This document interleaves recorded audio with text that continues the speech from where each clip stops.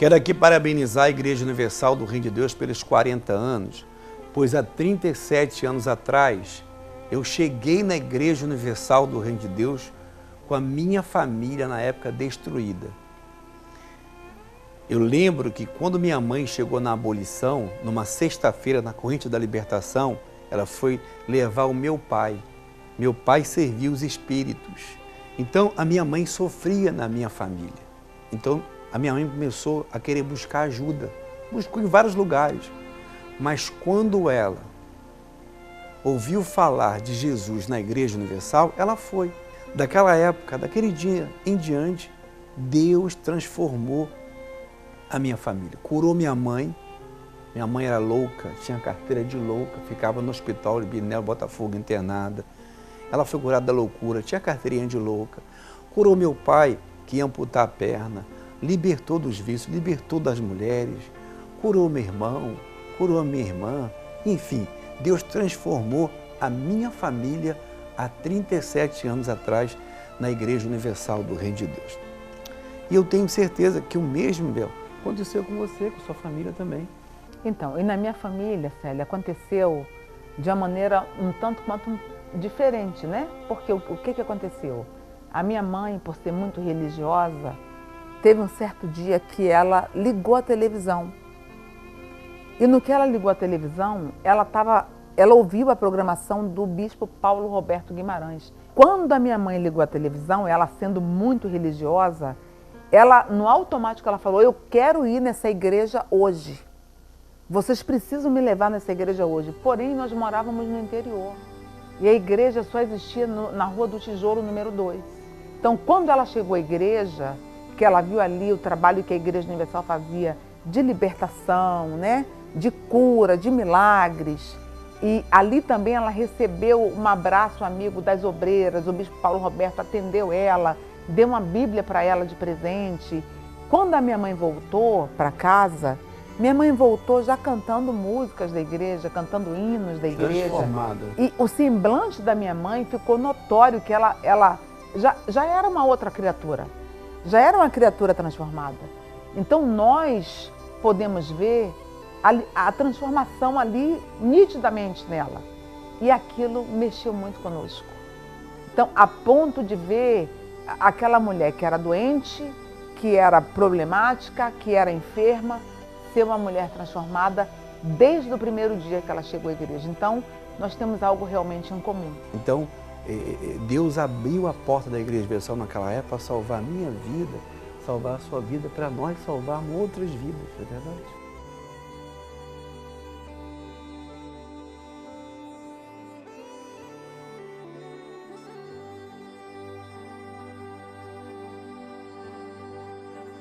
É um privilégio nós servirmos a Deus no altar. E esse privilégio, ele exige uma renúncia. E a nossa renúncia, pelo menos a minha renúncia no início da obra, eu me lembro, foi quando eu abri mão de um sonho. Abri mão de um sonho que eu tinha. Naquela época, em 1983, quando eu entrei na obra de Deus, eu fazia um concurso para a Petrobras. Eu fazia um concurso para essa empresa naquela época, era um sonho de todo mundo trabalhar nessa empresa. Eu fiz o concurso e no período de eu fazer o concurso eu entrei na obra. E saí do Rio para ir para Salvador, fui do Rio para Salvador naquela época.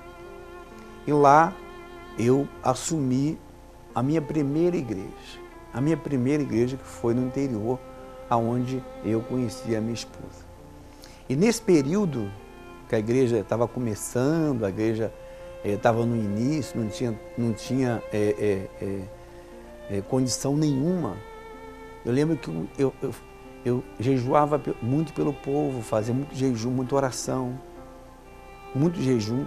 E aí eu peguei uma estafa aguda naquela época. Nesse período eu recebi o telegrama. O telegrama que eu estava com emprego garantido lá na Petrobras em 1984. Eu peguei o telegrama, rasguei. Não, quando eu recebi aquele telegrama, eu lembrei da frase da minha mãe dizendo assim para mim quando eu estava entrando na obra: você vai deixar o certo pelo duvidoso? O certo era um emprego na Petrobras.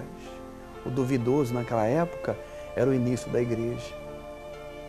Mas eu falei: mãe, não é o certo pelo duvidoso, o altar não é duvidoso. O altar é o lugar mais certo que eu possa estar. E você também teve uma renúncia que te marcou muito, né?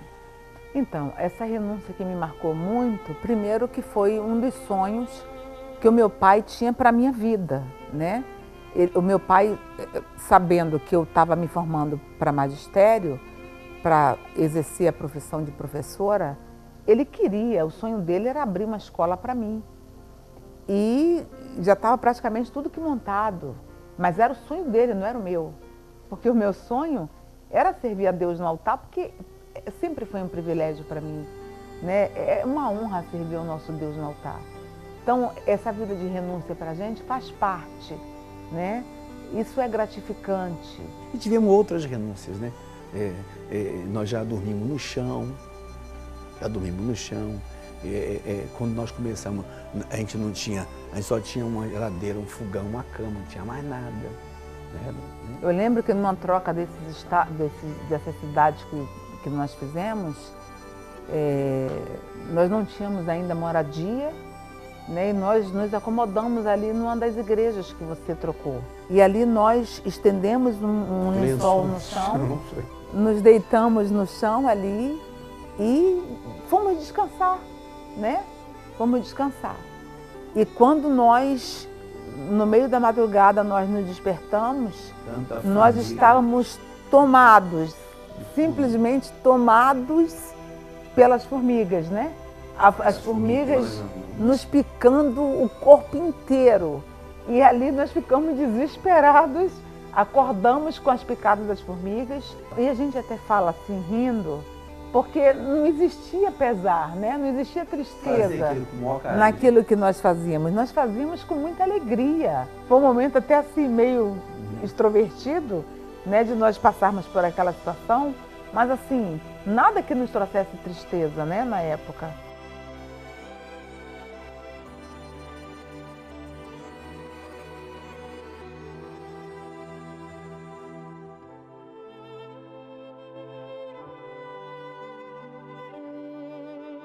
A Igreja Universal do Rio de Deus, para mim, para minha esposa, representa a faculdade da fé. Porque eu tinha fé, a minha esposa tinha fé, como você tem fé, mas nós não manifestávamos a nossa fé, porque ninguém nunca nos ensinou a usar a fé.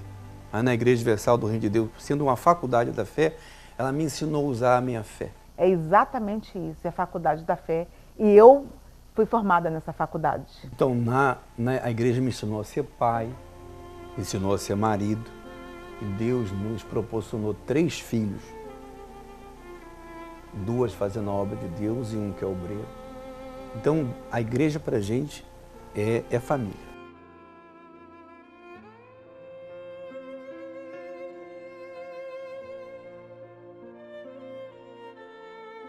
A palavra que eu deixo para você que está acompanhando a nossa história é o Salmo 91. Eu tenho certeza que você conhece alguém que já falou para você do Salmo 91.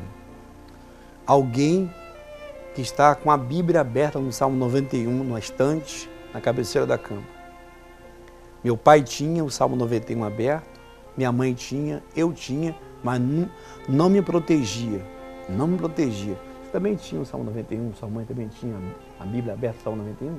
Tinha, nos meus familiares também existiam pessoas que tinham e com a vida destruída, né? Por quê?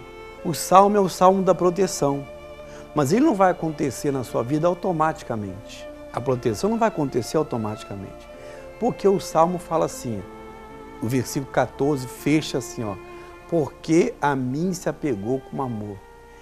Eu o livrarei. Deus só pode livrar você do teu sofrimento se você se apegar a Ele com amor, se apegar à palavra dEle com amor. Este é o resumo do Salmo 91. O fato dele estar aberto na cabeceira da sua cama, na estante, não vai mudar a sua vida. Só vai mudar a sua vida se você fizer o que ele fala no final, no 14. Se apegue a Deus com amor. A esta palavra, não só o Salmo 91, como todas as promessas de Deus vão se cumprir na sua vida. Que Deus abençoe a todos.